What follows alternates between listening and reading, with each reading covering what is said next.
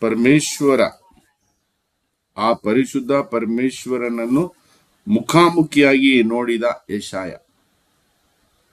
ಕರೆಗೆ ಮುಂಚೆ ಅವನಿಗೆ ದರ್ಶನದಲ್ಲಿ ಸಾಕ್ಷಾತ್ ಸ್ವರ್ಗದಲ್ಲಿ ವಿರಾಜಮಾನರಾಗಿರುವ ದೇವರು ಅವರಿಗೆ ದರ್ಶನವನ್ನ ಕೊಡ್ತಾರೆ.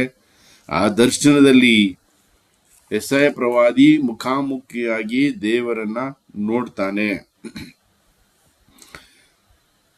ಮುಖಾಮುಖಿಯಾಗಿ ನೋಡಿದ ಕೂಡಲೇ ಅವನ ಪರಿಸ್ಥಿತಿ ಏನಾಗ್ತದೆ, ಅವನ ಅವಸ್ಥೆ ಏನಾಗ್ತದೆ, ಅವನಲ್ಲಿ ಒಂದು ಉದ್ಗಾರ ಬರ್ತದೆ. ಅಯ್ಯೋ, ನನ್ನ ಗತಿ ಏನು, ನನ್ನ ಕತೆ ಮುಗಿಯಿತು. ಈ ಉದ್ಗಾರದಿಂದ ನಮಗೆ ತಿಳಿತದೆ ಆ ಪರಿಶುದ್ಧ ದೇವರನ್ನು ಕಣ್ಣಾರೆ ಕಂಡ ಯೆಶಾಯನಿಗೆ ತನ್ನ ಪಾಪದ ಅವಸ್ಥೆಯ ಅರಿವಾಗ್ತದೆ. ಪಾಪದ ಅವಸ್ಥೆ ಅರಿವಾಗ್ತದೆ. ಹೌದು ಪ್ರಿಯರೇ, ದೇವರ ಪರಿಶುದ್ಧತೆ ಮಾನವನ ಪಾಪವನ್ನು ಬಹಿರಂಗಗೊಳಿಸ್ತದೆ. ಅವಾಗೆಲ್ಲ ನಾವು ಪ್ರಾರ್ಥನೆಯಲ್ಲಿ ಕುಳಿತು ದೇವರ ಆ ಪರಿಶುದ್ಧತೆಯನ್ನು ಧ್ಯಾನ ಮಾಡ್ತೇವೆ. ಆ ಒಂದು ಅನುಭವ ನಮ್ಗೆ ಆಗುವಾಗ ನಮಗೆ ಪಾಪ ಪ್ರಜ್ಞೆ ಉಂಟಾಗ್ತದೆ. ಇಂಥ ಮಹೋನ್ನತ ದೇವರ ಸನ್ನಿಧಿಯಲ್ಲಿ ನಾನು ಕುಳಿತುಕೊಂಡು ಇಂಥ ಪಾಪಾವಸ್ಥೆ ನಾನು ಇದ್ದೇನೆ. ಇದು ಗೊತ್ತಿಲ್ಲ ಎಷ್ಟು ಜನರಿಗೆ ಇದು ಅನುಭವ ಆಗಿದೆ, ಬಟ್ ಈ ಅನುಭವ ಆಗೇ ಆಗ್ತದೆ. ಅಟ್ಲೀಸ್ಟ್ ನಾವು ಶುರುವಿನಲ್ಲಿ ವಿಶ್ವಾಸಕ್ಕೆ ಬಂದ ಪ್ರಾರಂಭದಲ್ಲಿ ಇಂತಹ ಅನುಭವಗಳು ನಮಗೆ ಅನೇಕ ಆಗಿದೆ. ಹೌದು. ಸೊ ದೇವರ ಆ ಒಂದು ಪ್ರಸನ್ನತೆ, ಆ ಪರಿಶುದ್ಧ ಪ್ರಸನ್ನತೆ, ದೇವರ ಪರಿಶುದ್ಧತೆ ಕೇವಲ ನಮ್ಮ ಪಾಪನ ಬಹಿರಂಗಗೊಳಿಸುವುದು ಮಾತ್ರವಲ್ಲ, ನಮ್ಮಲ್ಲಿ ಪಾಪ ಪ್ರಜ್ಞೆಯನ್ನು ಉಂಟು ಮಾಡುವುದೇ ಅಲ್ಲ. ಸೊ ಅದರಿಂದ ನಮಗೆ ದಯೆ ಹಾಗೂ ಕ್ಷಮೆ ಸಿಗ್ತದೆ. ಅದಕ್ಕೆ ಮುಂಚೆ ನಾವು ಪಶ್ಚಾತ್ತಾಪ ಪಡಬೇಕು. ಇಲ್ಲಿ ಯೆಶಾಯ ಪ್ರವಾದಿ ಅದೇ ಪಶ್ಚಾತ್ತಾಪ ಪಡ್ತಾನೆ. ಅವನು, ಅಯ್ಯೋ, ನಾನು ಅಶುದ್ಧ ವದನದವನ ಮಧ್ಯೆ ವಾಸಿಸುವನು. ಸೊ ತನ್ನ ಪರಿಸ್ಥಿತಿ, ತನ್ನ ಸುತ್ತಮುತ್ತಲಿರುವ ವಾತಾವರಣ ಎಲ್ಲವೂ ಅರಿವಾಗ್ತದೆ ಅವನಿಗೆ.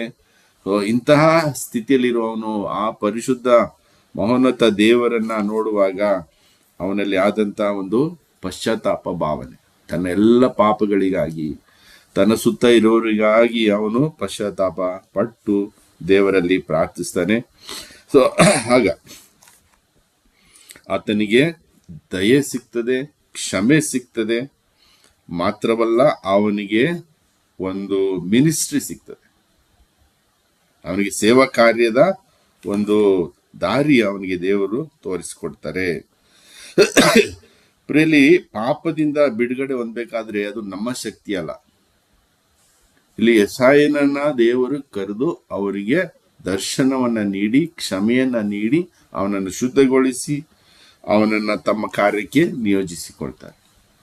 ಸೊ ಇದು ದೇವರಿಂದ ಬರುವಂತ ವರಪ್ರಸಾದ. ನಮ್ಮ ಶಕ್ತಿಯಿಂದ ಯಾವುದೂ ಸಾಧ್ಯವಿಲ್ಲ.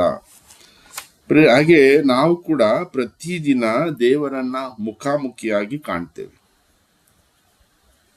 ನಾವು ಕೂಡ ಪ್ರತಿದಿನ ದೇವರನ್ನ ಮುಖಾಮುಖಿಯಾಗಿ ಕಾಣ್ತೇವೆ. ಎಲ್ಲಿ? ಪರಮ ಪ್ರಸಾದ. ಎಸ್, ದಿವ್ಯ ಬಲಿಪೂಜೆಯಲ್ಲಿ, ಆ ಪರಮ ಪ್ರಸಾದದಲ್ಲಿ ಪ್ರತಿದಿನ ನಾವು ದೇವರನ್ನ ಮುಖಾಮುಖಿಯಾಗಿ ಕಾಣ್ತೇವೆ. ಸೊ ಆ ದಿವ್ಯ ಬಲಿಪೂಜೆಯಲ್ಲಿ ಭಾಗವಹಿಸುವಾಗ ಪರಮ ಪ್ರಸಾದದಲ್ಲಿ ಸಾಕ್ಷಾತ್ ದೇವರು ಇರುವುದನ್ನ ನಾವು, ಸ್ವಾಮಿ ಇರುವುದನ್ನ ನಾವು ಕಾಣ್ತೇವೆ. ಆದ್ರೆ ಒಂದು ದಿನವಾದರೂ ನಮಗೆ ಯೆಶಾಯನ ಹಾಗೆ ಆ ಪಶ್ಚಾತ್ತಾಪ ಭಾವನೆ ಹುಟ್ಟಿದ್ಯಾ? ಯಾಕಂದ್ರೆ ಆ ಸಾಕ್ಷಾತ್ ದೇವರ, ಸ್ವರ್ಗದ ಒಡೆಯನ, ರಾಜಾದಿರಾಜನ ಸಮ್ಮುಖದಲ್ಲಿ ನಾವು ಬರುವಾಗ ನಮ್ಮ ಪಾಪ ಪ್ರಜ್ಞೆ ಉಂಟಾಗಿದೆಯಾ? ಯಾವತ್ತಾದ್ರೂ ನಾವು ಅಯ್ಯೋ, ನಾನು ಅಶುದ್ಧದವನು, ಪಾಪಿ, ಇಂಥ ಪರಿಶುದ್ಧ ದೇವರ ಮುಂದೆ ನಾನು ಬಂದನಲ್ಲ ಅನ್ನುವ ಒಂದು ಅರಿವು ನಮಗೆ ಯಾವತ್ತಾದ್ರೂ ಆಗಿದೆಯಾ? ಬಹುಶಃ ಇಲ್ಲ ಅನ್ಸುತ್ತೆ. ಕೆಲವರಿಗೆ ಆಗಿರ್ಬೋದೇನೋ. ಆದ್ರೆ ಇಲ್ಲಿ ಯೆಶಾಯನ ಹಾಗೆ ನಮ್ಮ ಪರಿಸ್ಥಿತಿ, ಯೇಸು ಸ್ವಾಮಿಯನ್ನ ಆ ರೊಟ್ಟಿಯ ರೂಪದಲ್ಲಿ ನಾವು ನೋಡುವಾಗ ಸಾಕ್ಷಾತ್ ಯೇಸು ಸ್ವಾಮಿ ಅಲ್ಲಿ ಇದ್ದಾರೆ. ಅವರ ಮುಂದೆ ನಾವು ಬರುವಾಗ ನಮ್ಮಲ್ಲಿ ಯಾವ ರೀತಿಯಾದ ಪಾಪವೂ ಇರಬಾರ್ದು. ಇದ್ರೂ ಅದಕ್ಕೆ ಪಶ್ಚಾತ್ತಾಪ ಪಡುವಂತ ಒಂದು ಭಾವನೆ ನಮ್ಮಲ್ಲಿ ಹುಟ್ಟಬೇಕು.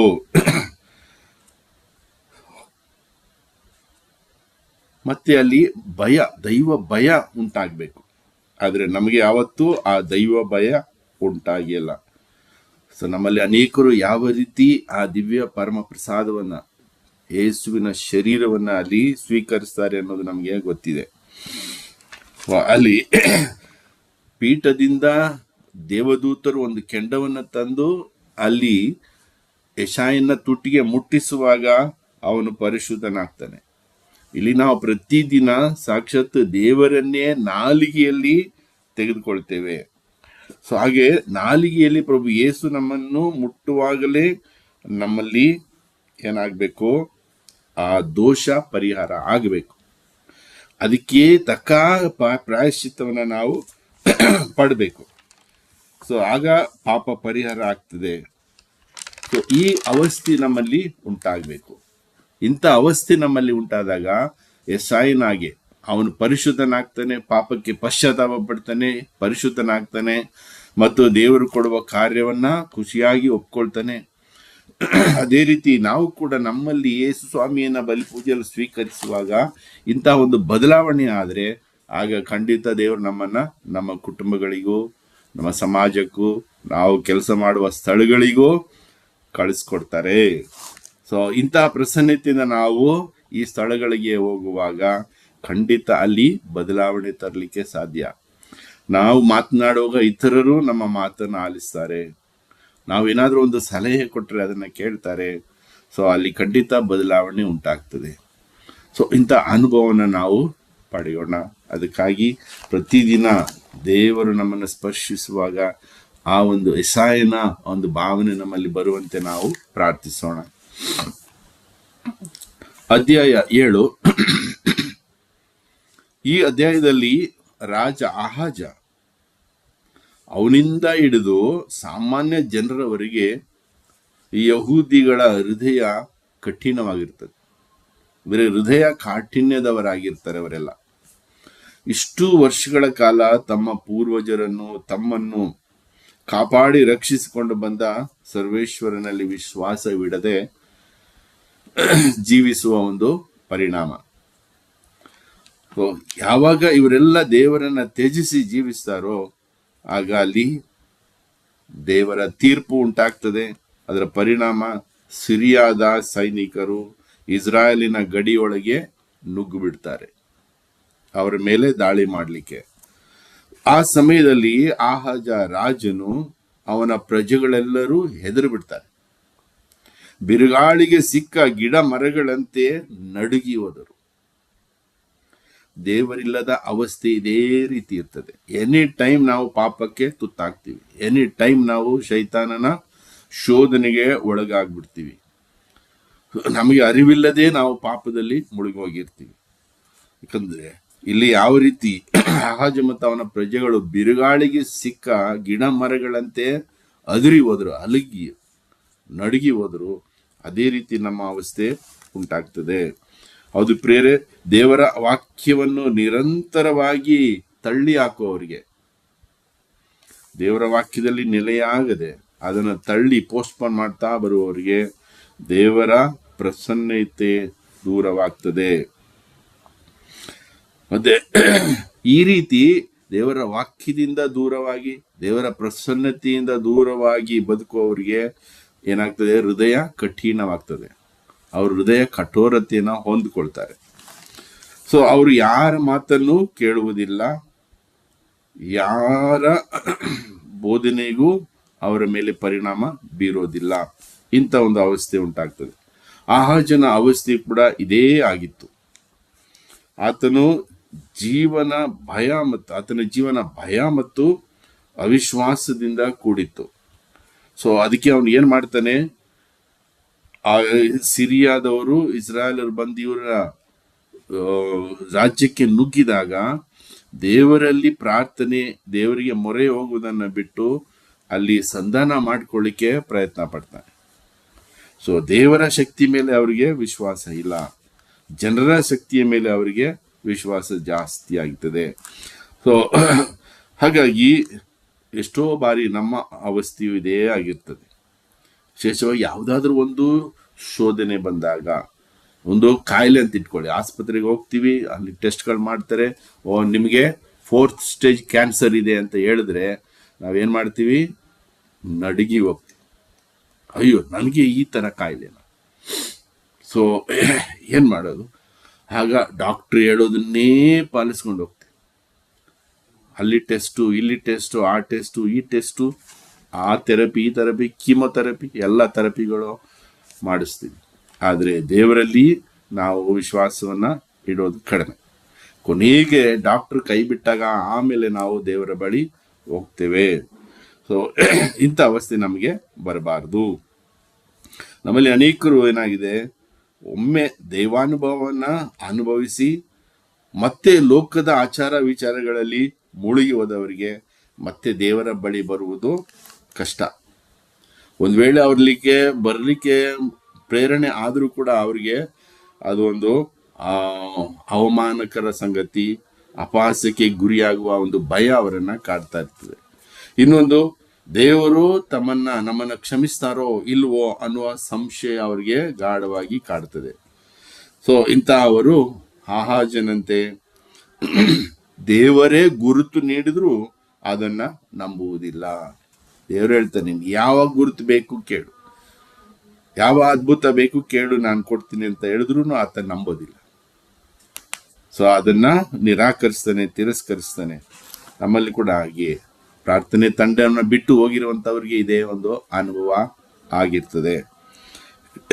ಸೊ ಹಾಗಾಗಿ ದೇವರು ಕ್ಷಮಿಸುವ ದೇವರು. ಹಾಗಾಗಿ ನಾವು ಎಷ್ಟೇ ಪಾಪದಲ್ಲಿ ಮುಳುಗಿ ಹೋದ್ರೂ, ಎಷ್ಟೇ ದೇವರ ವಾಕ್ಯವನ್ನು ಮೀರಿ ನಡೆದ್ರೂ, ಒಂದು ಹಂತದಲ್ಲಿ ಈ ದೈವಾನುಭವನ ಹೊಂದಿ ಮತ್ತೆ ನಾವು ದೇವರ ಸನ್ನಿಧಿಗೆ ಬರುವ ಎಲ್ಲ ಅವಕಾಶವನ್ನು ದೇವರು ಕೊಟ್ಟಿದ್ದಾರೆ. ಈ ಅಧ್ಯಾಯದಲ್ಲಿ ಮತ್ತೊಂದು ಮುಖ್ಯವಾದ ಅಂಶ ಏನಂದ್ರೆ, ಅದು ಇಮ್ಯಾನ್ಯುವೆಲ್, ದೇವರು ನಮ್ಮೊಂದಿಗೆ ಇದ್ದಾರೆ. ಭಯದಿಂದಲೂ ಅವಿಶ್ವಾಸದಿಂದಲೂ ಜೀವಿಸುವ ಜನರಿಗೆ ಇಮ್ಯಾನ್ಯುವೆಲ್ ಮೂಲಕ ದೇವರು ಭರವಸೆಯನ್ನ ಕೊಡ್ತಾ ಇದ್ದಾರೆ. ಅಂದ್ರೆ ಇಮ್ಯಾನ್ಯುವೆಲ್, ದೇವರು ನಮ್ಮೊಂದಿಗೆ ಇದ್ದಾರೆ. ಅಂದ್ರೆ ದೇವರೇ ಮನುಷ್ಯ ರೂಪವನ್ನ ತಾಳಿ ನಮ್ಮೊಂದಿಗೆ ಬಂದು ಜೀವಿಸಿ ನಮ್ಮ ಹಾಗೆಯೇ ಎಲ್ಲ ಮಾನವೀಯ ಪರಿಸ್ಥಿತಿಗಳನ್ನ ಎದುರಿಸಿ ಅದನ್ನು ಯಶಸ್ವಿಯಾಗಿ ಜಯಿಸಿ ದೇವರ ಸತ್ಸಂಬಂಧವನ್ನ ಹೇಗೆ ಮರಳಿ ಪಡೆಯುವ ಒಂದು ಮಾರ್ಗವನ್ನ ನಮಗೆ ತೋರಿಸಿ ಮತ್ತೆ ದೇವರಿಗೆ ಸದಾ ವಿಧೇಯರಾಗಿ ಜೀವಿಸುವುದನ್ನು ನಮಗೆ ತೋರಿಸಿ ಕಲಿಸಿಕೊಟ್ಟಿದ್ದಾರೆ. ಈ ಇಮ್ಯಾನ್ಯುವೆಲ್ ಜನರಿಗೆ ಆಶೀರ್ವಾದವು ತೀರ್ಪು ಆಗಿರ್ತಾರೆ. ಒಂದು ಕಡೆ ಆಶೀರ್ವಾದ ಆದ್ರೆ ಇನ್ನೊಂದು ಕಡೆ ಅವರು ತೀರ್ಪಾಗಿರ್ತಾರೆ. ಯೋಹಾನನ ಶುಭ ಸಂದೇಶ 3ನೇ ಅಧ್ಯಾಯ 16ನೇ ವಚನ ಓದುವಾಗ ನಮ್ಗೆ ಗೊತ್ತಾಗ್ತದೆ,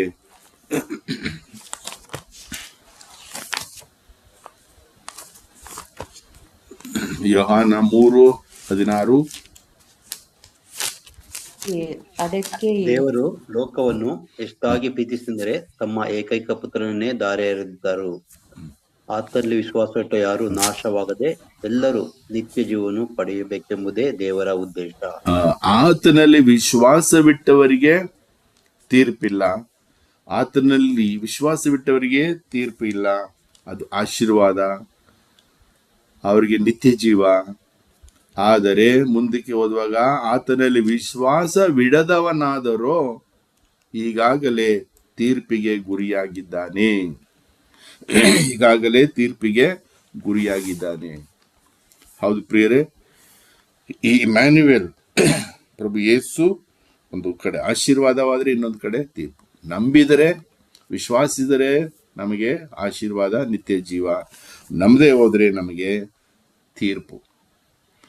ನಂಬುವವರಿಗೆ ತಮ್ಮ ಪ್ರಸನ್ನತೆಯನ್ನ, ರಕ್ಷಣಾ ಶಕ್ತಿಯನ್ನ, ಮಾರ್ಗದರ್ಶನವನ್ನ ಅವರು ನೀಡ್ತಾರೆ. ನಂಬದೇ ಇರುವವರಿಗೆ ವಿಚಾರಣೆ ಉಂಟಾಗ್ತದೆ, ಕೊನೆಗೆ ತೀರ್ಪು ಬಂದೇ ಬರ್ತದೆ. ಹಾಗೆ ಸ್ವಾಮಿ ಮತ್ತೊಮ್ಮೆ ಹೇಳ್ತಾರೆ, ಯೋಹಾನನ ಶುಭ ಸಂದೇಶ 1:12 ಯೋಹಾನ ಹೇಳ್ತಾರೆ, 1:12. ಕೆಲವರಾದರೂ ಅವರನ್ನು ಬರಮಾಡಿಕೊಂಡರು, ಅಂಥವರಿಗೆ, ಅಂದರೆ ಅವರಲ್ಲಿ ವಿಶ್ವಾಸ ಇಟ್ಟವರಿಗೆ ದೇವರ ಮಕ್ಕಳಾಗುವ ಹಕ್ಕನ್ನು ಅವರು ಕೊಟ್ಟರು. ಅಂದರೆ ಅವರಲ್ಲಿ ವಿಶ್ವಾಸ ಇಟ್ಟವರಿಗೆ ದೇವರ ಮಕ್ಕಳಾಗುವ ಹಕ್ಕನ್ನು ಕೊಟ್ಟರು. ಸೊ ಇದಕ್ಕಾಗಿ ಇಮ್ಯಾನ್ಯುಯಲ್ ನಮ್ಮ ಜೊತೆ ಇದ್ರು. ಸೊ ಈ ಒಂದು ಪ್ರಮುಖವಾದ ಅಂಶವನ್ನ ಈ 7ನೇ ಅಧ್ಯಾಯದಲ್ಲಿ ನಾವು ಕಾಣ್ತೇವೆ. ಹಾಗೆಯೇ 8ನೇ ಅಧ್ಯಾಯ, ಈ ಅಧ್ಯಾಯ 7ನೇ ಅಧ್ಯಾಯದ ಮುಂದುವರಿದ ಭಾಗವಾಗಿದೆ. ಇಲ್ಲಿ ಒಂದು ವಿಶೇಷವಾದಂತ ಹೆಸರು ಬರ್ತದೆ, ಮಹೇರ್ ಶಲಾಲ್ ಆಶ್ ಬಜ್. ಮಹೇರ್ ಶಲಾಲ್ ಆಜ್ ಬಜ್ ಅಂತ ಒಂದು ಹೆಸರು ಬರ್ತದೆ.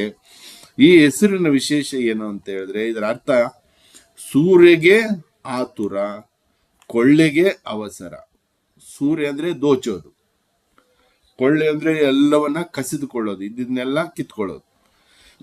ಸೊ ಸೂರ್ಯಗೆ ಆತುರ, ಕೊಳ್ಳೆಗೆ ಅವಸರ. ಈ ಹೆಸರನ್ನ ದೇವರು ದೊಡ್ಡ ಹಲಗೆಯ ಮೇಲೆ ಬರೀಲಿಕ್ಕೆ ಹೇಳ್ತಾರೆ. ಯಾಕೆ ಈ ಹೆಸರು ಮಹೇರ್ ಶಲಾಲ್ ಆಶ್ ಬಜ್? ಯಾಕೆ ಈ ಹೆಸರು ಅಂದ್ರೆ, ಅಸೂರ್ಯರು ಅಂದ್ರೆ ಅಸೀರಿಯನ್ನರು ಸಿರಿಯಾ ಮತ್ತು ಇಸ್ರಾಯೇಲ್ ಮೇಲೆ ತಕ್ಷಣ ದಾಳಿ ಮಾಡ್ತಾರೆ. ಪ್ರವಾದನೆ ಇದು, ತಕ್ಷಣ ದಾಳಿ ಮಾಡ್ತಾರೆ. ಇದು ಯೆಶಾಯನ ಮಗನ ಹೆಸರನ್ನ ನೇರವಾಗಿ ರಾಷ್ಟ್ರೀಯ ದಂಡನೆಗೆ ಸೂಚಕವಾಗಿ ದೇವರು ಬಳಸ್ತಾರೆ. ಯೆಶಾಯನ ಮಗನ ಹೆಸರು ಇದು ದೇವರ ಪ್ರವಾದನೆಯ ವಾಕ್ಯ. ಈ ವಾಕ್ಯ ಮೊದಲು ಪ್ರಕಟಣೆ ಆಗ್ತದೆ ಯೆಶಾಯನ ಮೂಲಕ, ಆಮೇಲೆ ಅದು ನೆರವೇರ್ತದೆ, ಇತಿಹಾಸದಲ್ಲಿ ನೆರವೇರ್ತದೆ. ಇಲ್ಲಿ ನಾವು ಒಂದು ಸತ್ಯವನ್ನ ಮರಿಬಾರ್ದು. ಅದೇನೆಂದ್ರೆ, ದೇವರ ತೀರ್ಪು ವಿಳಂಬವಾಗಬಹುದು, ಆದರೆ ಅದು ನಿಶ್ಚಯವಾಗಿ ನೆರವೇರಿಯೇ ತೀರ್ತದೆ. ದೇವರ ತೀರ್ಪು ವಿಳಂಬವಾಗಬಹುದು, ಆದರೆ ಅದು ನಡೆದೇ ತೀರ್ತದೆ. ಹಾಗಾಗಿ ನಮ್ಮ ಜೀವಿತದಲ್ಲಿ ಏನಾದರೂ ಪಾಪದ ಅವಶೇಷಗಳು ಉಳಿದಿದ್ರೆ ಅದು ನಮಗೆ ಪಶ್ಚಾತ್ತಾಪಕ್ಕೆ ಮಾರ್ಗವನ್ನ ಸೂಚಿಸ್ತದೆ. ಸೊ ಪ್ರತಿಯೊಂದು ಪಾಪಕ್ಕೂ ನಾವು ಪಶ್ಚಾತ್ತಾಪ ಪಟ್ಟು ಅದರ ಕ್ಷಮೆಯನ್ನ ಯಾಚಿಸಬೇಕು ಮತ್ತು ಸಾಧ್ಯವಾದರೆ ಅದನ್ನ ತೀರಿಸಲಿಕ್ಕೆ ನಾವು ಪ್ರಯತ್ನ ಪಡಬೇಕು ಅನ್ನೋದನ್ನ ಸೂಚಿಸ್ತದೆ. ಮತ್ತೆ ಮುಂದುವರೆದಲ್ಲಿ 2 ರೂಪಕಗಳನ್ನ ನಾವು ಕಾಣ್ತೇವೆ ಈ ಅಧ್ಯಾಯದಲ್ಲಿ. 2 ರೂಪಕಗಳು. ಒಂದು ಸಿಲೋಹದ ನೀರು. ಈ ಸಿಲೋಹದ ನೀರು ಅದು ಒಂದು ಕೊಳ, ಶಾಂತವಾಗಿರ್ತದೆ, ತಣ್ಣನೆ ಆಗಿರ್ತದೆ, ಮತ್ತೆ ಕುಡಿಲಿಕ್ಕೆ ರುಚಿಕರವಾಗಿರ್ತದೆ ಶಿಲೋಹದ ನೀರು. ಅಂದ್ರೆ ಇನ್ನೊಂದು ರೂಪಕ ಯೂಫ್ರೆಟಿಸ್ ನದಿಯ ಪ್ರವಾಹ. ಯೂಫ್ರೆಟಿಸ್ ನದಿಯ ಪ್ರವಾಹ. ಈ ಸಿಲೋಹದ ಶಾಂತ ನೀರು ದೇವರು ನೀಡುವ ಲೋಕ ರಕ್ಷಕರಾದ ಪ್ರಭು ಯೇಸು ಕ್ರಿಸ್ತರು.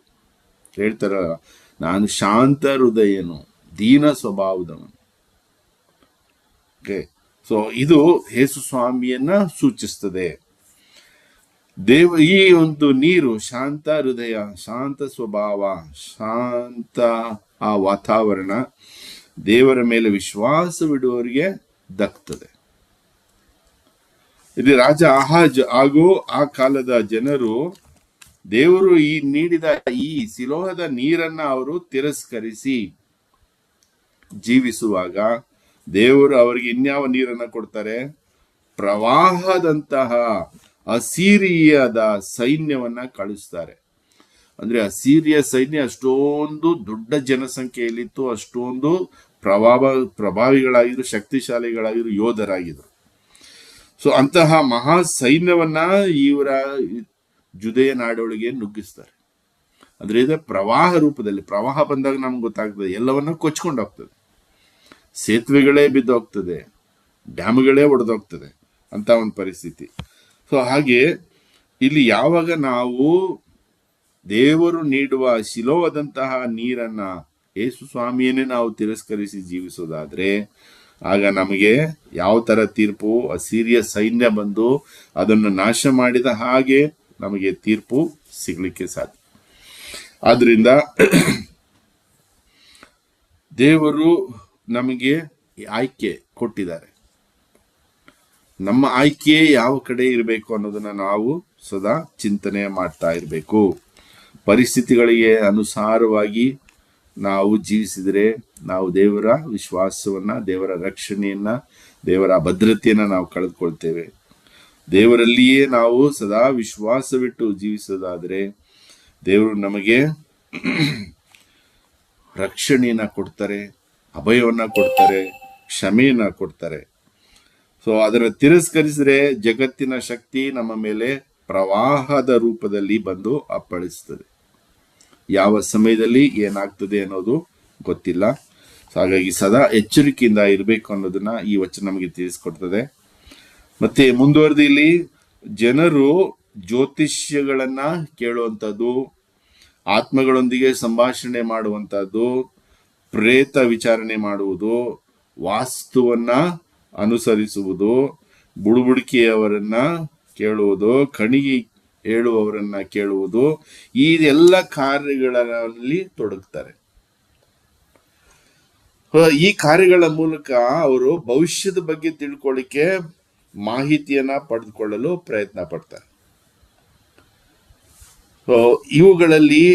ಇವುಗಳೆಲ್ಲ ಅಂದ್ರೆ ಈ ಎಲ್ಲ ಕಾರ್ಯಗಳು ದೇವರಿಗೆ ವಿರುದ್ಧವಾದ ಕಾರ್ಯಗಳು. ವಚನ ನಮಗೆ ಹೇಳ್ಕೊಡ್ತೀವಿ, ದೇವರ ವಿರುದ್ಧವಾದ ಕಾರ್ಯಗಳು. ಇದರಲ್ಲಿ ಯಾವುದರಲ್ಲೂ ನಾವು ಭಾಗಿಗಳಾಗಬಾರದು. ಭವಿಷ್ಯದ ಕುರಿತು ಭಯದಿಂದ ಜನರು ಈ ಕಾರ್ಯಗಳಲ್ಲಿ ತೊಡಗ್ತಾರೆ. ಸೊ ಭವಿಷ್ಯದ ಕುರಿತು ಅವರಿಗೆ ಉಂಟಾಗುವ ಆ ಭಯದಿಂದ ತಪ್ಪಿಸ್ಕೊಳ್ಳಕ್ಕೆ ಅವರು ಈ ಎಲ್ಲ ಕಾರ್ಯಗಳನ್ನ ಮಾಡ್ಲಿಕ್ಕೆ ಹೋಗ್ತಾರೆ. ಆದರೆ ನಮಗೆ ಗೊತ್ತಿದೆ ಸತ್ಯ ಏನು. ಅಸತ್ಯ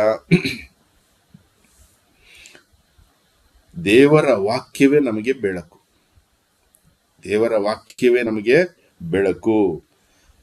ಬೆಳಕು ಮಾತ್ರಲ್ಲ, ದೇವರ ವಾಕ್ಯವೇ ನಮಗೆ ಜ್ಞಾನ, ದೇವರ ವಾಕ್ಯವೇ ನಮಗೆ ವಿಜ್ಞಾನ, ದೇವರ ಪ್ರೀತಿ, ಕರುಣೆ, ರಕ್ಷಣೆ ಎಲ್ಲವೂ ಅದರಲ್ಲಿ ಅಡಗಿದೆ. ಎಂಥದೇ ಪರಿಸ್ಥಿತಿ ಇರಲಿ, ಆ ದೇವರ ವಾಕ್ಯ ನಮಗೆ ದಾರಿಯನ್ನ ತೋರಿಸ್ತದೆ. ದೇವರ ವಾಕ್ಯ ನಮಗೆ ಪರಿಹಾರವನ್ನ ಕೊಡ್ತದೆ.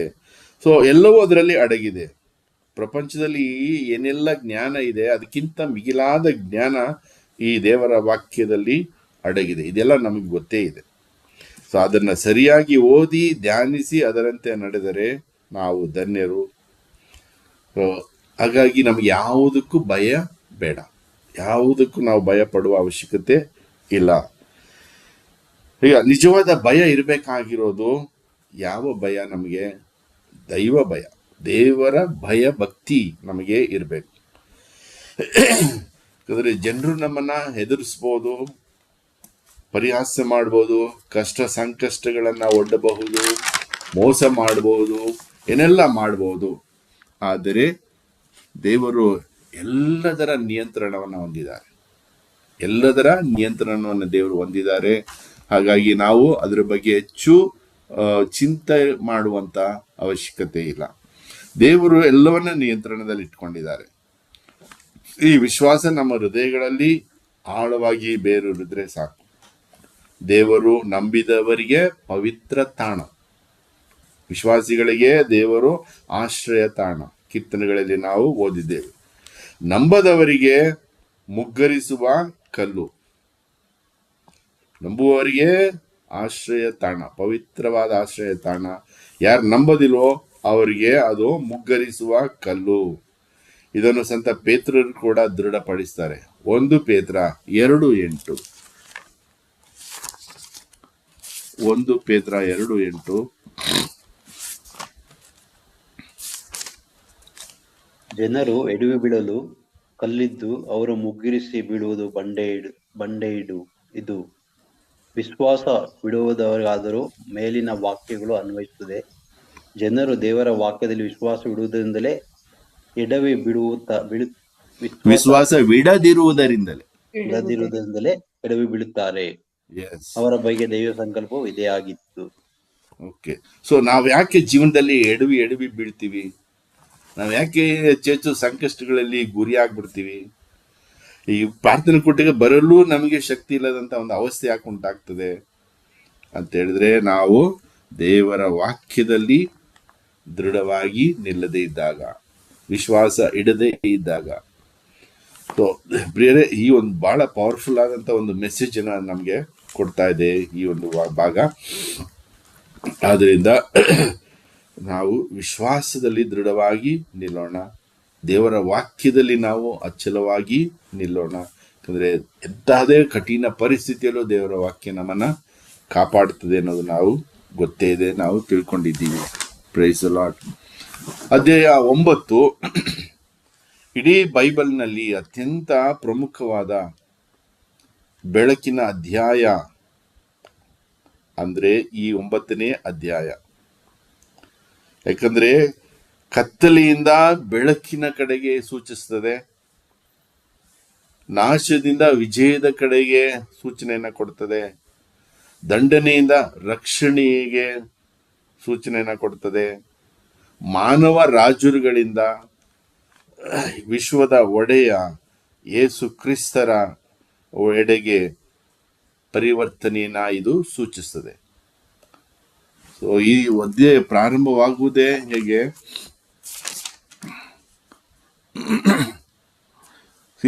ಆದರೂ ಕಷ್ಟ ಸಂಕಷ್ಟಗಳನ್ನು ಅನುಭವಿಸಿದ ಆ ನಾಡಿಗೆ ಇನ್ನು ಮುಂದೆ ಕತ್ತಲಿರುವುದಿಲ್ಲ. ಕತ್ತಲೆಯನ್ನ ಸೂಚಿಸ್ತದೆ. ಕತ್ತಲೆ, ಯಾರು ಕತ್ತಲೆಯಲ್ಲಿ ಜೀವಿಸತಕ್ಕಂಥವರು? ಜೆಬುಲೋನ್ ಮತ್ತು ನಫ್ತಾಲಿಯ ಗೋತ್ರಗಳು. ಯಾಕೆ ಇದನ್ನ ಇಲ್ಲಿ ಉಲ್ಲೇಖ ಮಾಡ್ತಾ ಇದ್ದಾರೆ? ಯಾಕೆ ಅವರು ಅಷ್ಟೊಂದು ಅಂಧಕಾರದಲ್ಲಿ ಇದ್ದಾರೆ ಅಂದ್ರೆ, ಈ ಅಸೀರಿಯನರ ದಾಳಿಗೆ ಮೊದಲು ತುತ್ತಾದವರು ಈ ಎರಡು ಪ್ರದೇಶಗಳು, ಜೆಬುಲಿನ್ ಮತ್ತು ನಫ್ತಾಲಿ. ಸೊ ಅವ್ರ ಮೇಲೆ ಎಷ್ಟೊಂದು ಕಠಿಣತೆಯನ್ನ ಅಂದ್ರೆ ದಾಳಿಯನ್ನ ಮಾಡಿದ್ರು ಎಸ್ಸೀನರು ಅಂತ ಹೇಳಿದ್ರೆ, ಅವ್ರಿದ್ದದ್ದು ಎಲ್ಲವನ್ನ ದೋಚ್ಕೊಂಡ್ರು, ಅವರನ್ನ ನಿರ್ನಾಮ ಮಾಡಿಬಿಟ್ರು. ಈಗ ಏನು ಉಳಿದಿಲ್ಲ ಅವರಿಗೆ, ಬರೀ ಕತ್ತಲೆ ಕತ್ತಲೆ, ಜೀವನದಲ್ಲಿ ಬೆಳಕನ್ನ ಕಳ್ಕೊಂಡು ಜೀವಿಸುವ ಒಂದು ಅವಸ್ಥೆ. ಸೊ ಆದ್ರಿಂದ ಪ್ರಿಯರೇ, ಈ ಕತ್ತಲೆಯಿಂದ ಬೆಳಕಿನೆಡೆಗೆ ಇದರಿಂದ ಪ್ರಾರಂಭವಾಗ್ತದೆ. ನಂತರ ನಾಶದಿಂದ ವಿಜಯ. ಅಸೀರಿಯನರು ಬಂದು ಏನೆಲ್ಲ ನಾಶ ಮಾಡಿದ್ರೋ ಅದನ್ನ ಮತ್ತೆ ದೇವರು ಅದನ್ನ ತಟ್ಟಿ ಎಬ್ಬಿಸುವಂತ ಒಂದು ಕಾರ್ಯ. ದಂಡನೆಯನ್ನ ಅನುಭವಿಸಿದ ಮೇಲೆ ದೇವರು ಅವರಿಗೆ ರಕ್ಷಣಾ ಅಭಯವನ್ನ ಕೊಡ್ತಾರೆ. ಮತ್ತೆ ಈ ಮಾನವ ರಾಜರುಗಳೆಲ್ಲ ಸಮಯಕ್ಕೆ ಮಾತ್ರ, ಈ ಕಾಲಘಟ್ಟಗಳಲ್ಲಿ ಮಾತ್ರ, ಆದರೆ ಶಾಶ್ವತವಾಗಿ ಆಳುವುದು ಕ್ರಿಸ್ತ ಯೇಸು. ಅವರ ಒಂದು ರಾಜ್ಯಕ್ಕೆ ನಮ್ಮನ್ನ ನಡೆಸುವಂತ ಕಾರ್ಯವನ್ನ ಇಲ್ಲಿ ನಾವು ಕಾಣ್ತೇವೆ. ಸೊ ಕತ್ತಲಿರುವವರು ಹೇಳಿದಾಗೆ ಜೆಬುಲಿನ್ ಮತ್ತು ನಫ್ತಾಲಿ ಪ್ರದೇಶಗಳು. ಸೊ ಹೀಗೆ ಅದೇ ರೀತಿ ಆಧ್ಯಾತ್ಮಿಕ, ರಾಜಕೀಯ ಮತ್ತು ಸಾಮಾಜಿಕ ಕತ್ತಲೆಯಲ್ಲಿ ಇದ್ರು. ಆ ಕಾಲದಲ್ಲಿ ಜನರು ಆಧ್ಯಾತ್ಮಿಕ ಹಾಗೂ ಸಾಮಾಜಿಕ ಅಥವಾ ರಾಜಕೀಯ ಕತ್ತಲೆಯಲ್ಲಿ ಜೀವಿಸ್ತಾ ಇದ್ರು. ಯಾವುದೂ ಸರಿ ಇಲ್ಲ, ರಾಜ್ಯಕ್ಕೂ ಈಗ ಯಾವುದೂ ಸರಿ ಇಲ್ಲ. ಎಲ್ಲೆಲ್ಲೂ ಅರಾಜಕತೆ, ದಾಳಿಗಳು. ಇವತ್ತು ಅವ್ರು ದಾಳಿ ಮಾಡಿದ್ರೆ ನಾಳೆ ಇನ್ನೊಬ್ರು ದಾಳಿ ಮಾಡ್ತಾರೆ. ಮತ್ತೆ ರಾಜರುಗಳು ದುರ್ಬಲರು. ಈ ಒಂದು ಅವಸ್ಥೆ ಯಾಕೆ ಅಂತ ಹೇಳಿದ್ರೆ, ದೇವರಿಂದ ದೂರ ಇದ್ದಂತ ಒಂದು ಅವಸ್ಥೆ. ನೋಡಿ, ದೇವರಿಂದ ದೂರ ಇದ್ರೆ ಯಾರಿಗೂ ಶ್ರೇಯಸ್ಸಲ್ಲ. ಅದು ಒಬ್ಬ ವ್ಯಕ್ತಿ ಆಗಿರ್ಲಿ ಅಥವಾ ಇಡೀ ಸಮಾಜವಾಗಿರ್ಲಿ, ಇಡೀ ರಾಷ್ಟ್ರವಾಗಿರ್ಲಿ, ದೇವರನ್ನು ದೂರ ತಳ್ಳಿ ಜೀವಿಸುವವರಿಗೆ ಜೀವನ ಕತ್ತಲೆಮಯ. ಇವತ್ತು ಮುಂದುವರೆದ ರಾಷ್ಟ್ರಗಳನ್ನ, ಅವರ ಜೀವನವನ್ನ ನೋಡಿದ್ರೆ ನಮಗಿದು ಖಂಡಿತ ಅನಿಸ್ತದೆ, ಅರಿವಾಗ್ತದೆ. ಸೊ ಅಮೇರಿಕಾನೇ ತೆಗೆದುಕೊಂಡ್ರೆ ಅಲ್ಲಿ ಇರುವಂತ ಒಂದು ಅವಸ್ಥೆಗಳು, ಅಲ್ಲಿರುವಂತ ಒಂದು ಕೆಟ್ಟತನ, ಅಲ್ಲಿರುವಂತಹ ಒಂದು ಐಷಾರಾಮಿ ಜೀವನಗಳು, ಅಲ್ಲಿರುವಂತಹ ಲೈಂಗಿಕ ಸ್ವೇಚ್ಛಾಚಾರ, ಇವುಗಳನ್ನೆಲ್ಲ ನೋಡಿದ್ರೆ ದೇವರನ್ನ ತುಂಬಾ ದೂರ ತಳ್ಳಿ ಜೀವಿಸುವಂತಹ ಜೀವಿತ ಅವರದಾಗಿದೆ. ಅಂದ್ರೆ ಒಂದು ಕತ್ತಲೆಯ ಜೀವನ ಅವರದು, ಕತ್ತಲೆಯ ಜೀವನ ಅವರದು. ಸೊ ಯಾವಾಗ ಅವರು ಬೆಳಕನ್ನ ಕಂಡುಕೊಳ್ತಾರೆ, ದೇವರ ವಾಕ್ಯವನ್ನ ಮತ್ತೊಮ್ಮೆ ಅವರು ಅರಿತು ಜೀವಿಸುವಾಗ ಮಾತ್ರ. ಮಹಾ ಬೆಳಕು, ಇಲ್ಲಿ ಇನ್ನೊಂದು ಮಹಾ ಬೆಳಕು ಅಲ್ಲಿ ಕಾಣ್ತದೆ. ಈ ಮಹಾ ಬೆಳಕು ಲೋಕಕ್ಕೆ ದೊಡ್ಡ ಬೆಳಕಾಗಿದ್ದಾರೆ, ಅವರೇ ಯೇಸು ಕ್ರಿಸ್ತರು. ಈಗ ಕತ್ತಲೆ ಇದ್ದವರು ಬೆಳಕನ್ನ ಹುಡುಕೊಂಡು ಹೋಗ್ಲಿಲ್ಲ, ಆದ್ರೆ ಬೆಳಕೆ ಅವರ ಮೇಲೆ ಪ್ರಕಾಶವನ್ನ ಬೀರ್ತದೆ. ಬೆಳಕೆ ಅವರ ಮೇಲೆ ಪ್ರಕಾಶವನ್ನ ಬೀರ್ತದೆ. ಇದರ ಅರ್ಥ ರಕ್ಷಣೆಯ ಮೂಲ ದೇವರೇ ಆಗಿದ್ದಾರೆ. ನಮ್ಮಿಂದ ರಕ್ಷಣೆಯನ್ನ ನಮ್ಮ ಸ್ವಂತ ಬಲದಿಂದ, ನಮ್ಮ ಸ್ವಂತ ಶಕ್ತಿಯಿಂದ, ನಮ್ಮ ಸ್ವಂತ ಪ್ರಯತ್ನದಿಂದ ರಕ್ಷಣೆ ಪಡೆದುಕೊಳ್ಳಲು ಸಾಧ್ಯವೇ ಇಲ್ಲ. ದೇವರು ನಮ್ಮ ಮೇಲೆ ಕರುಣೆ ತೋರುವಾಗ, ದೇವರು ತಮ್ಮ ಬೆಳಕನ್ನು ನಮ್ಮ ಮೇಲೆ ಪ್ರಕಾಶಿಸುವಾಗ ನಾವು ರಕ್ಷಣೆಯನ್ನ ಹೊಂದಲು ಸಾಧ್ಯ. ಸೊ ಈ ರಕ್ಷಕನ ರಾಜ್ಯ ಹೇಗಿರ್ತದೆ ಅನ್ನೋದನ್ನ ತಿಳಿಸ್ಕೊಡ್ತದೆ. ಅದರಲ್ಲಿ ರಾಜ್ಯ ಶಾಂತಿ ಪ್ರಿಯ ರಾಜ್ಯ, ಶಾಂತಿಯ, ಪ್ರೀತಿಯ, ಸಮೃದ್ಧಿಯ ಸಾಮ್ರಾಜ್ಯ. ಇದರಲ್ಲಿ ಯುದ್ಧ ಸಾಮಗ್ರಿಗಳಿಗೆ ಕೆಲಸವಿಲ್ಲ, ಯುದ್ಧ ಕವಚಗಳಿಗೆ ಆಸ್ಪದವಿಲ್ಲ, ಭಾರವಾದ ನೊಗವಾಗಲಿ, ಅವರನ್ನು ದಂಡಿಸಿದ ಬೆತ್ತವಾಗಲಿ, ದಬ್ಬಾಳಿಕೆ ದೊಣ್ಣೆಯಾಗಲಿ ಯಾವುದಕ್ಕೂ ಅವಕಾಶ ಇಲ್ಲ. ಯೇಸುವಿನ ಸಾಮ್ರಾಜ್ಯ ಯಾವುದೇ ಆಡಳಿತ ರಾಜಕೀಯ ವಿಜಯಕ್ಕಿಂತಲೂ ಆಧ್ಯಾತ್ಮಿಕವಾದ ವಿಜಯನ ನೀಡುವ ಒಂದು ಸಾಮ್ರಾಜ್ಯ, ಆಧ್ಯಾತ್ಮಿಕ ಸಮೃದ್ಧಿಯನ್ನ ನೀಡುವ ಸಾಮ್ರಾಜ್ಯ, ಶಾಶ್ವತ ಶಾಂತಿಯನ್ನು ನೀಡುವ ಒಂದು ಸಾಮ್ರಾಜ್ಯ. ಸೊ ಇದನ್ನ ಈ ಒಂದು ಅಧ್ಯಾಯ ನಮಗೆ ಸ್ಪಷ್ಟವಾಗಿ ತಿಳಿಸ್ಕೊಡ್ತದೆ. ಪ್ರಭು ಯೇಸುವೇ ಲೋಕ ರಕ್ಷಕರು, ಅವರಿಂದ ಮಾತ್ರ ನಾವು ನಿತ್ಯ ಜೀವನ ರಕ್ಷಣೆ ಹೊಂದಲು ಸಾಧ್ಯ ಎಂಬುದಾಗಿ. ಇದನ್ನೆಲ್ಲ ನಾವು ಈಗಾಗಲೇ ಆಲಿಸಿರೋದ್ರಿಂದ ಇದೊಂದು ಸಾರಾಂಶ ಹೇಳ್ಬಿಡ್ತೀನಿ. ಈ ಒಂದು ಅಧ್ಯಾಯದ ಸಾರಾಂಶ ಹೀಗಿದೆ. ಮೊದಲನೇದಾಗಿ, ಕ್ರಿಸ್ತನೇ ಕತ್ತಲೆಯೊಳಗಿನ ಮಹಾಜ್ಯೋತಿ, ನೋ ಡೌಟ್. ಸೊ ಇದನ್ನ ಯೆಶಾಯ ಪ್ರವಾದಿ ಅನೇಕ ಕಡೆಗಳಲ್ಲಿ ನಮಗೆ ದೃಢಪಡಿಸ್ತಾ ಹೋಗ್ತಾರೆ. ಎರಡನೇದಾಗಿ, ಕ್ರಿಸ್ತನ ರಾಜ್ಯ ಶಾಂತಿಯ, ನೀತಿಯ ಮತ್ತು ಧರ್ಮದಲ್ಲಿ ನೆಲೆಯಾಗಿರುವಂತಹ ರಾಜ್ಯ. ಮೂರನೇದಾಗಿ, ದೇವರ ರಕ್ಷಣೆ ಅವರ ದಾನ. ದೇವರು ನೀಡುವ ರಕ್ಷಣೆ ಅವರ ಕೊಡುಗೆ ಆಗಿದೆ, ದಾನವಾಗಿದೆ, ಯಾವುದೇ ಕಾರಣಕ್ಕೂ ಮಾನವ ಶಕ್ತಿಯಿಂದ ಅಲ್ಲ. ನಾಲ್ಕನೇದಾಗಿ, ಗರ್ವ ಮತ್ತು ಪಶ್ಚಾತ್ತಾಪವಿಲ್ಲದ ಹೃದಯಕ್ಕೆ ತೀರ್ಪು ಹಾಗೂ ದಂಡನೆ ಕಟ್ಟಿಟ್ಟ ಬುತ್ತಿ. ಐದನೇದಾಗಿ, ದೇವರಿಲ್ಲದ ಲೋಕವು ತನ್ನಿಂತಾನೇ ಕುಸಿದು ಹೋಗ್ತದೆ. ಸೊ ಅಮೆರಿಕದ ಉದಾಹರಣೆಯನ್ನು ಕೊಟ್ಟೆ. ದೇವರನ್ನು ಏನೋ ಅನೇಕ ದೇಶಗಳಿಗೆ, ಬರೀ ಅಮೆರಿಕ ಮಾತ್ರ ಅಲ್ಲ, ಅನೇಕ ದೇಶಗಳು, ರಾಜ್ಯಗಳು ಇಂಥ ಅವಸ್ಥೆಯಲ್ಲಿ ಇವೆ. ಸೊ ದೇವರಿಲ್ಲದ ಜೀವನ, ಅದು ಆಧ್ಯಾತ್ಮಿಕ ಜೀವನ ಆಗಿರ್ಬೋದು ಅಥವಾ ಬಾಹ್ಯ ಜೀವನ ಆಗಿರ್ಬೋದು, ಎರಡೂ ಕುಸಿದು ಹೋಗ್ತದೆ. ಕೊನೆಯದಾಗಿ, ದೇವ ಜನರು ಕ್ರಿಸ್ತನ ರಾಜ್ಯದಲ್ಲಿ ನಿಜವಾದ ಶಾಂತಿಯ ಅನುಭವವನ್ನ ಪಡಿತಾರೆ. ಸೊ ಈ ಸತ್ಯಗಳನ್ನ ಈ ಒಂದು ಅಧ್ಯಾಯ ನಮಗೆ ಮಾರ್ಮಿಕವಾಗಿ ತಿಳಿಸ್ಕೊಡ್ತದೆ. ಪ್ರೈಸ್ ದಿ ಲಾರ್ಡ್ ಪ್ರಿಯರೇ.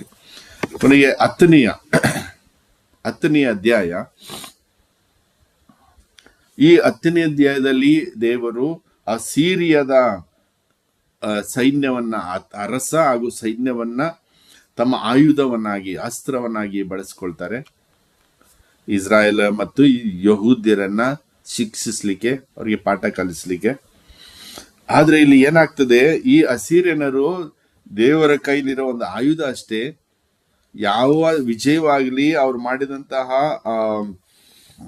ವಿಜಯ ಯಾತ್ರೆಗಳು, ದಂಡಯಾತ್ರೆಗಳಾಗ್ಲಿ, ಅದು ಅವರ ಶಕ್ತಿಯಿಂದ ಆದುದಲ್ಲ.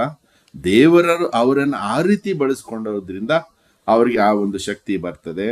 ಆದರೆ ಅವ್ರೇನ್ ಮಾಡ್ತಾರೆ, ಅದು ತಮ್ಮದೇ ಶಕ್ತಿ ಅಂತೇಳಿ ಅದನ್ನ ಗರ್ವದಿಂದ ಅವರು ಕೊಚ್ಕೊಳ್ಳಿಕ್ಕೆ ಮಾಡ್ತಾರೆ.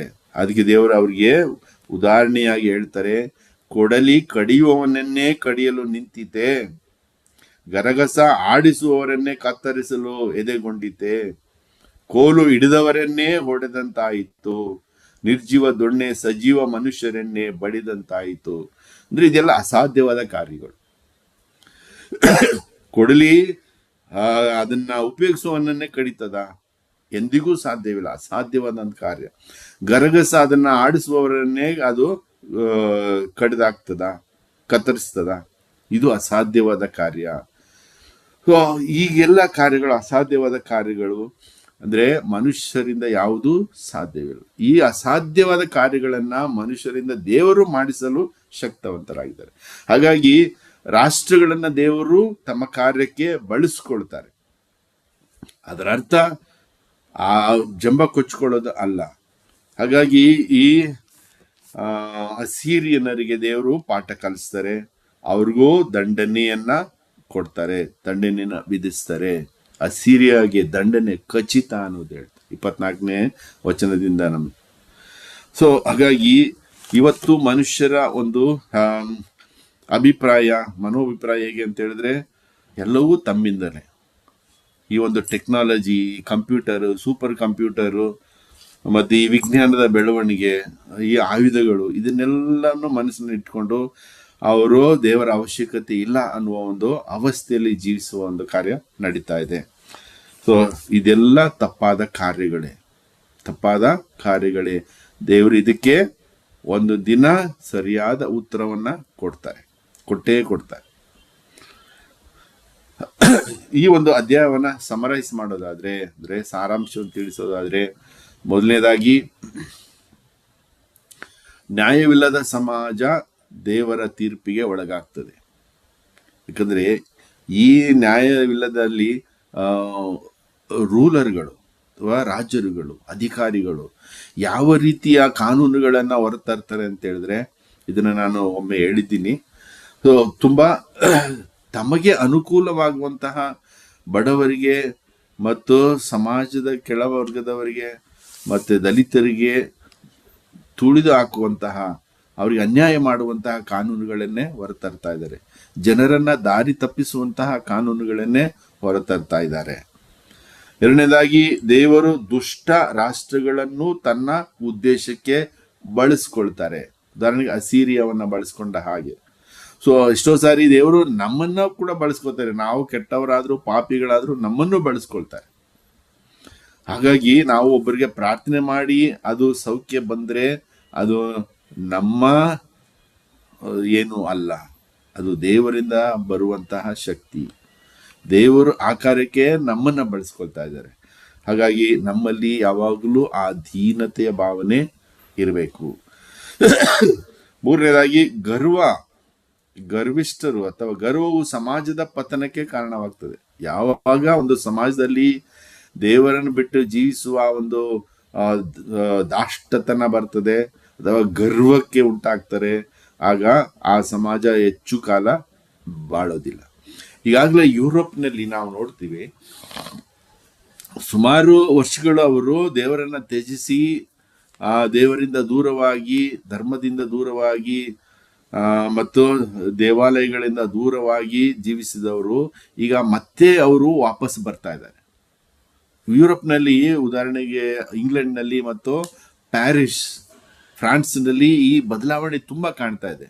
ಯುವ ಮಕ್ಕಳು ಹೆಚ್ಚಾಗಿ ಚರ್ಚ್ಗಳಿಗೆ ಬರ್ತಾ ಇದ್ದಾರೆ.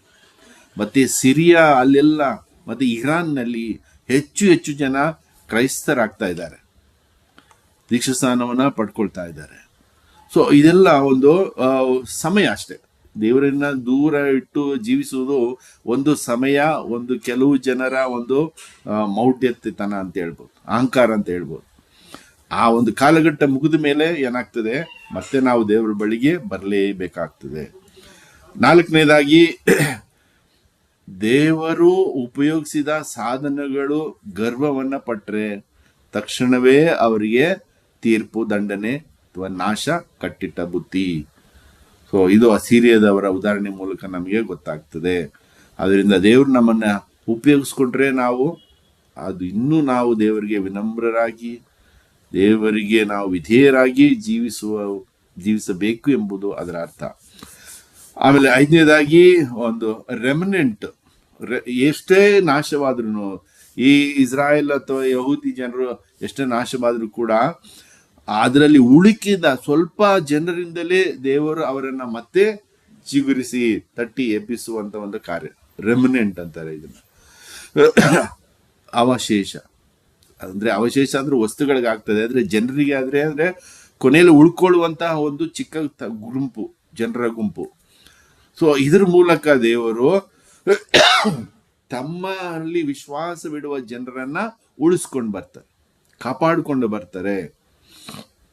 ಯಾರು ದೇವರ ನಂಬಿಕೆಯಲ್ಲಿ, ದೇವರ ವಿಶ್ವಾಸದಲ್ಲಿ ಉಳಿತಾರೋ ಅವರನ್ನು ದೇವರು ಸದಾ ಕಾಯ್ದಿರಿಸ್ತಾರೆ, ಸದಾ ಕಾಪಾಡ್ತಾರೆ.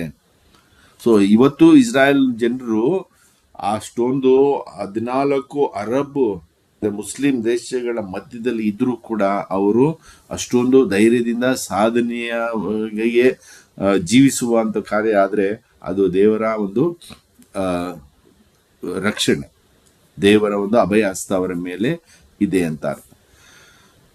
6ನೇದಾಗಿ ದೇವರ ಜನರಿಗೆ ತಾತ್ಕಾಲಿಕ ಕಷ್ಟಗಳು ಬರಬಹುದು, ಸಂಭವಿಸ್ತದೆ, ಆದ್ರೆ ಶಾಶ್ವತವಾದ ರಕ್ಷಣೆ ಅವರ ಹಿಂದೆ ಇದ್ದೇ ಇದೆ. ಅಂದ್ರೆ ವಿಶ್ವಾಸಿಗಳಿಗೆ ಜೀವನದಲ್ಲಿ ಕಷ್ಟ ನಷ್ಟಗಳನ್ನ ಎದುರಿಸಬೇಕಾಗ್ತದೆ. ಇದೇ ಸ್ವಾಮಿ ನಮಗೂ ಕೂಡ ಹೇಳ್ಕೊಟ್ಟಿದ್ದಾರೆ, ನಿಮಗೆ ಕಷ್ಟ ನಷ್ಟಗಳು ತಪ್ಪಿದ್ದಲ್ಲ, ಹಸಿ ಮರಕ್ಕೆ ಈಗ ಮಾಡಿದ್ರೆ ಒಣ ಮರಕ್ಕೆ ಇನ್ನೇನು ಮಾಡಲಾರು. ಹಾಗಾಗಿ ನಮ್ಗೆ ಆ ಒಂದು ಭರವಸೆ ಇರಬೇಕು.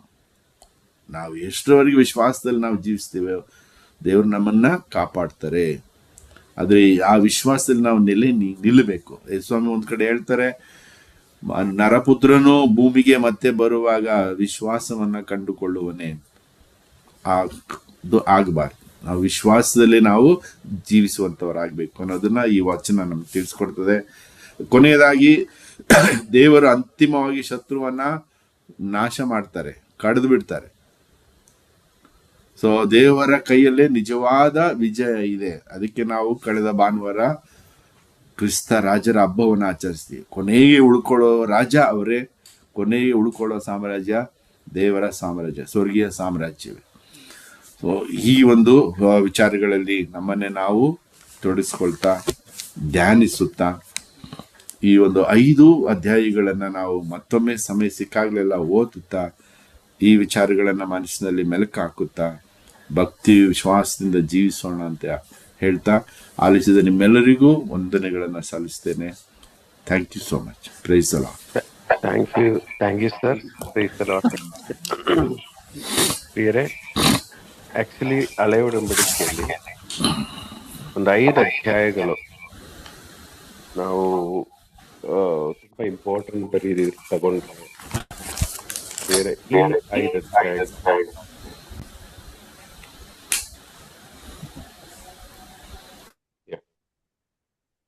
ಸೊ ಈ 5 ಅಧ್ಯಾಯಗಳಲ್ಲಿ ಕಂಟಿನ್ಯೂಸ್ ಆಗಿರುವ ಈ 5 ಅಧ್ಯಾಯಗಳಲ್ಲಿ ನಾವು ನೋಡ್ತೇವೆ.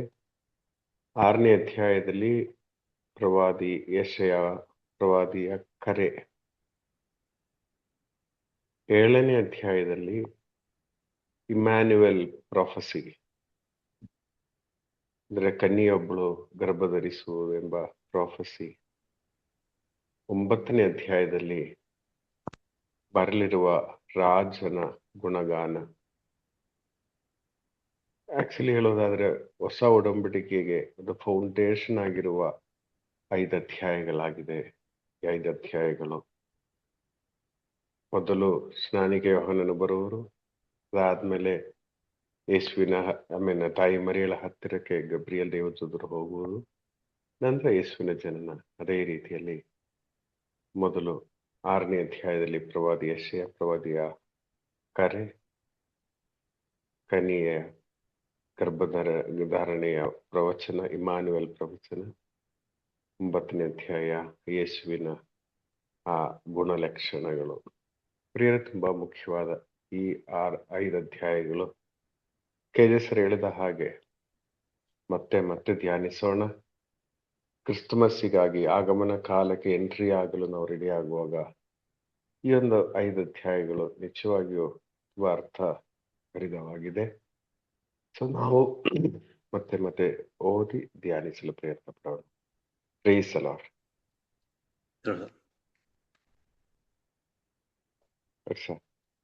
ಸರ್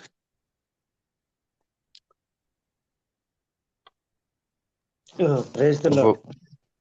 ಮಾತಾಡಿ